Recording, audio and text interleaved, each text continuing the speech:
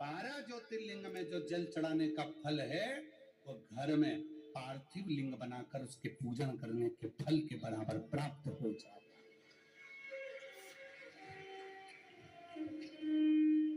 साल में एक बार श्रावण के महीने में, श्रावण की शिवरात्रि पर पूरे भारत में ही नहीं देश और विदेश में भी लोग ऑनलाइन पार्थिव शिवलिंग का निर्माण करते हैं। आप लोग करते हो कि नहीं करते हो? हाथ उठाओ जरा, कौन कौन करता है? सब करते हो? रखो वापिस रखो। पार्थिव शिवलिंग का निर्माण करते हैं, उसका पूजन करते हैं, आराधना करते हैं।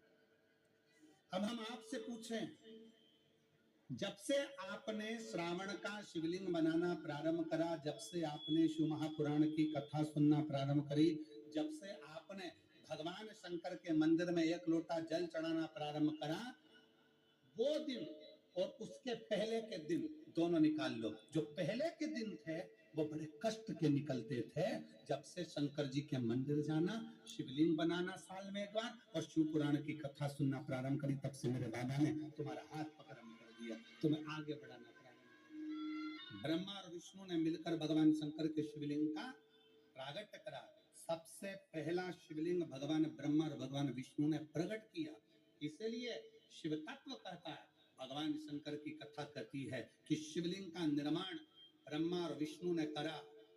भगवान नारायण की धर्म पत्नी लक्ष्मी और भगवान ब्रह्मा जी की धर्म पत्नी ब्रह्माणी दोनों ने शिवलिंग की स्तुति करी।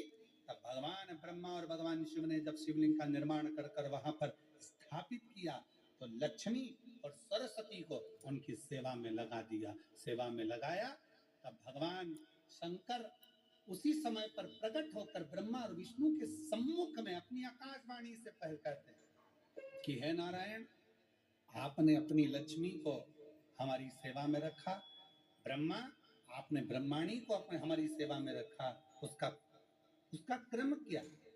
तो भगवान नारायण कहते हैं कि जिसके घर में शंकर का शिवलिंग होगा, जिसके घर के अंदर शंकर का शिवलिंग होगा, जो शंकर के शिवलिंग पर एक लोटा जल चढ़ाने के लिए मंदिर जाएगा, जो कभी भगवान शंकर की भक्ति में डूबा होगा, तो उसके घर में दो देवियां सदा के लिए विराजमान होगी। पहले नंबर पर लक्ष्मी और दूसरे नंबर पर सरस्वती, हमेशा हमेशा के लिए विराजमान।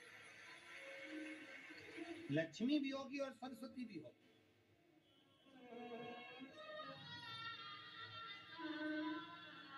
अब दोनों देवियां खड़ी हो गई। शंकर जी से पूछा, पहले ये बताओ कि सरस्वती जाएगी कि लक्ष्मी जाएगी घर में?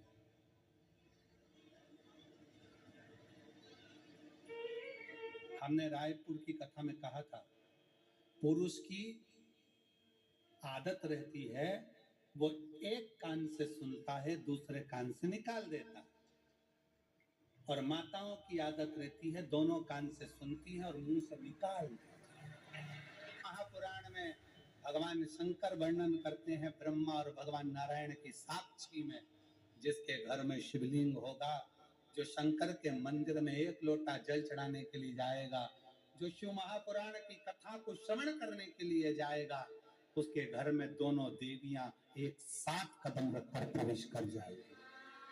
सरस्वती का कदम पड़ेगा, बुद्धि आएगी, विवेक आएगा, और फिर लक्ष्मी का कदम पड़ा तो लक्ष्मी उसके घर में श्रेष्ठता के साथ निवास करेगी। भगवान शंकर पर चढ़े हुए जल का आचमन करना, केवल पीना, 3 ताप को समाप्त कर देता।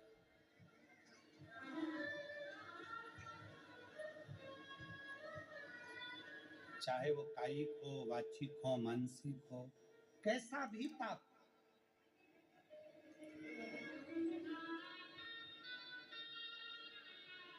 और यदि कोई तुमसे कह दे कि शंकर जी पे चढ़ा हुआ जल नहीं पीना चाहिए, तो महाराज जी के चरणों को प्रणाम करो और उनसे कहो अच्छे से शिव पुराण पढ़ो, तो तुमको ऐसा विवेक दे, बुद्धि दे कि शंकर पे चढ़ा हुआ जल नहीं पीना चाहिए। उसको शिव महापुराण गीता प्रेस गोरखपुर की उठाओ, विद्येश्वर संहिता पढ़ाओ।